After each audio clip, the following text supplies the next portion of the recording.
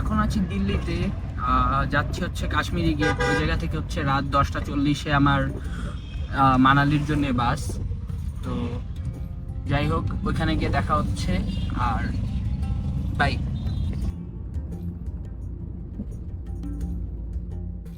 আজ যাচ্ছি মানালি, আর রাত 11টায় আমার বাস ছাড়বে কাশ্মীরি গেট থেকে।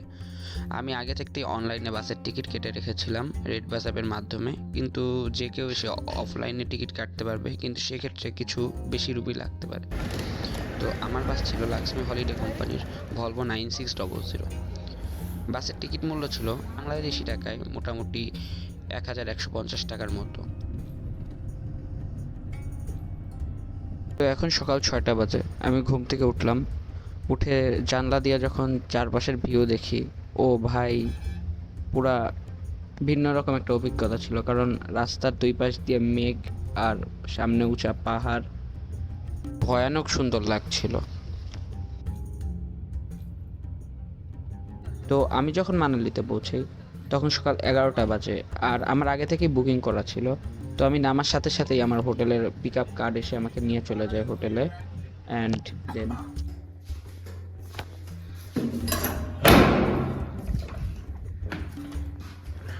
তো এটা মূলত হচ্ছে আমার রুম, যেখানে এসে আছি।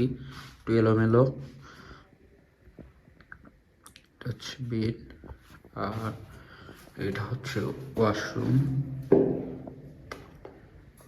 আর রুম থেকে বের হলে পরে হচ্ছে রুমের যে ভিউ, সেটা হচ্ছে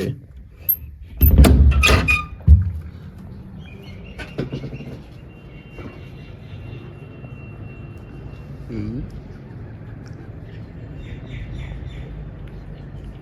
তো আমি এখন হচ্ছে হোটেল থেকে ফ্রেশ হয়ে যাচ্ছি হিড়িম্বা টেম্পল।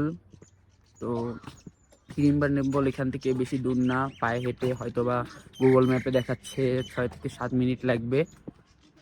তো হিড়িম্বা টেম্পল ঘুরে এরপরে ওল্ড মানালি ঘুরবো। মোটামুটি একটু এক্সাইটেড লাগছে, সব দিক থেকেই ভালো লাগছে। যাক, যাই হোক, দেখা হবে পরে।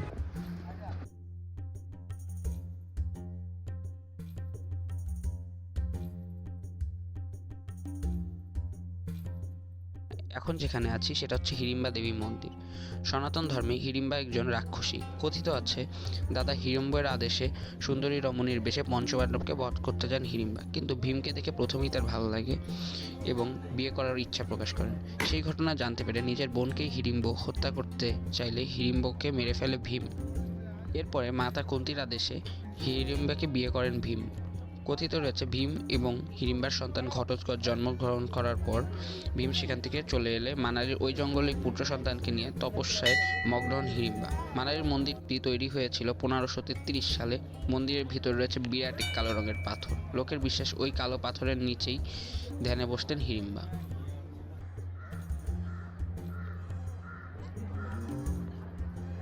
এখন ওল্ড মানালি হয়ে যাচ্ছে হচ্ছে মানু টেম্পল।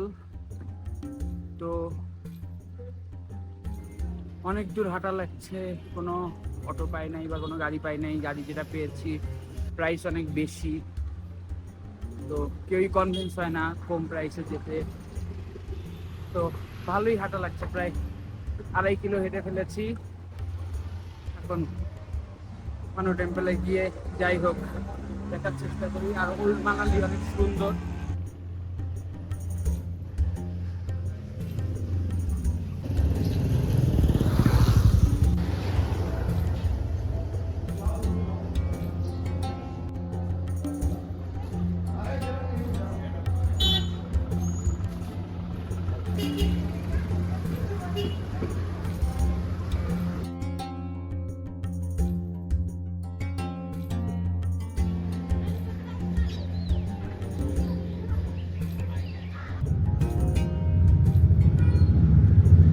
আমি মূলত ওল্ড মানালি ঘুরে যাচ্ছি হচ্ছে মনু টেম্পলের দিকে। তো মানালির মনু মন্দির হলো একটি পবিত্র হিন্দু তীর্থস্থান, যা ঋষি মনুকে উৎসর্গ করে করা হয়েছে, যিনি হিন্দু পুরাণে মানব সভ্যতার স্রষ্টা বলে মনে করা হয়। মনু মন্দিরটা সাধারণত মানালির প্রায় সব মন্দিরের মতোই সুন্দর। কাঠ দিয়ে বানানো এই মন্দিরে অনেক কারুকার্য আছে।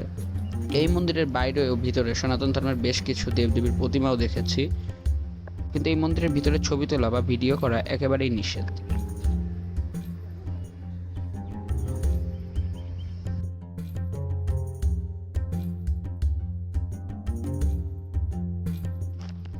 তো এরপর মানু টেম্পল থেকে বের হয়ে আমি যাচ্ছি হচ্ছে বুদ্ধিস্ট মনস্ট্রিতে।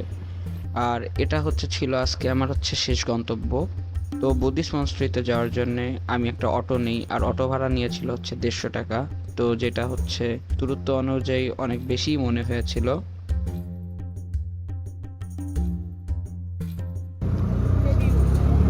তো আমি যখন বুদ্ধিস্ট মনস্ট্রিতে গিয়েছিলাম, তো সেখানকার প্রথম আকর্ষণ ছিল গৌতম বুদ্ধের বিশাল এক মূর্তি। আর এখানে এটা মানা হয় যে এখানে প্রার্থনা করার জন্য অবশ্যই ঘড়ির কাঁটার বিপরীত দিকে স্তূপের চারপাশে হাঁটতে হবে। আর ভগবান বুদ্ধের মূর্তি ছাড়াও এখানে ছিল অনেকগুলো দেয়াল পত্রিকা আর বিভিন্ন মূর্তি ছিল।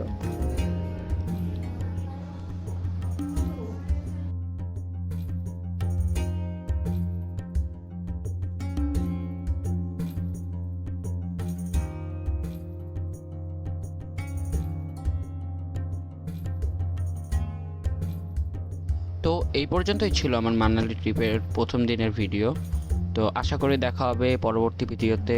ধন্যবাদ সবাইকে।